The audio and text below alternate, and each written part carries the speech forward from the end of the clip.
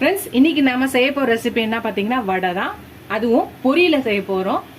வாங்க இந்த ஈஸியா சிம்பிளா டக்குன்னு ஊற வைக்காம அரைக்காம டக்குன்னு ஒரு வடை செய்வோம். இந்த பொரி வடைய, முறுமுறா வடைய. இந்த லீவுக்கு சம்மர் ஹாலிடேஸ்க்கு டக்கு டக்குன்னு ஸ்நாக்ஸ் செய்யற மாதிரி நான் போடுறேன். இந்த ரெசிபிஸ் பார்த்துட்டு நீங்களும் ட்ரை பண்ணுங்க. வாங்க இந்த ரெசிபியை எப்படி செய்யலாம்னு பார்க்கலாம். ஃப்ரெண்ட்ஸ், இன்னைக்கு நம்ம பொரியில தான் ஒரு ரெசிபி செய்ய போறோம். பொரியில தண்ணி ஊற்றிக்கலாம். இந்த பொரியை நல்லா இது மாதிரி பண்ணிட்டு பொரியை இப்படி புழிஞ்சி ஒரு பவுலில் போட்டுக்கலாம். இதே மாதிரி எல்லாத்தையும் நம்ம புழிஞ்சி போட்டுக்கலாம்.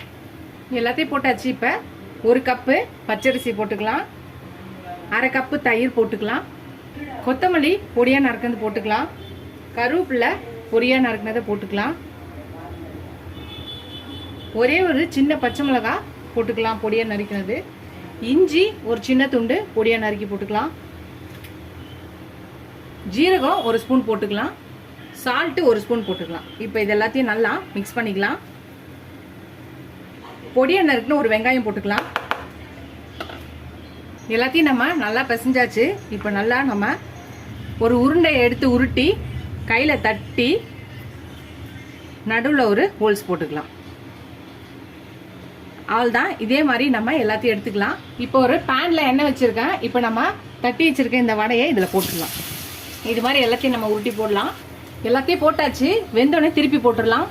வெந்துருச்சு, திருப்பி போட்டுடலாம்.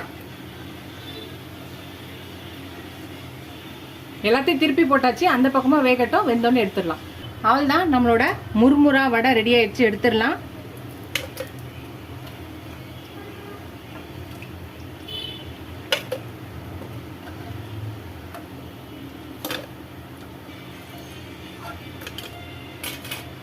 மீதி எல்லாத்தையும் திருப்பி போட்டாச்சு, வேகட்டும்.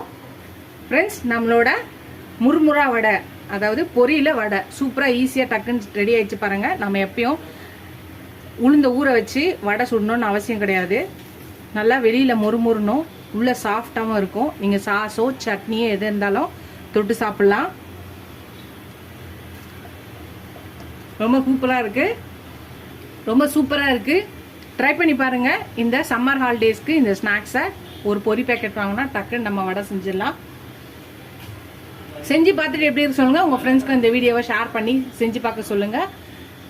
இந்த வீடியோ உங்களுக்கு பிடிச்சிட்டா லைக் பண்ணுங்கள். ஃபஸ்ட் டைம் என் சேனலை பார்க்கவங்க சப்ஸ்கிரைப் பண்ணிட்டு பாருங்கள். ஃபுல் வீடியோ பாருங்கள். இதோட டக்குன்னு செஞ்சு பாருங்கள். ஃப்ரெண்ட்ஸ், இந்த லீவுக்கு முடிஞ்ச அளவுக்கு வீட்டிலேயே ஸ்நாக்ஸ் செஞ்சு கொடுங்க. உங்கள் பசங்களும் ஹாப்பியாக இருப்பாங்க, நீங்களும் ஹெல்த்தியாக செஞ்சு கொடுத்த மாதிரி இருக்கும். இதோட அடுத்த ரெசிபியில் பார்க்கலாம். டாடா பாபா ஃப்ரெண்ட்ஸ்.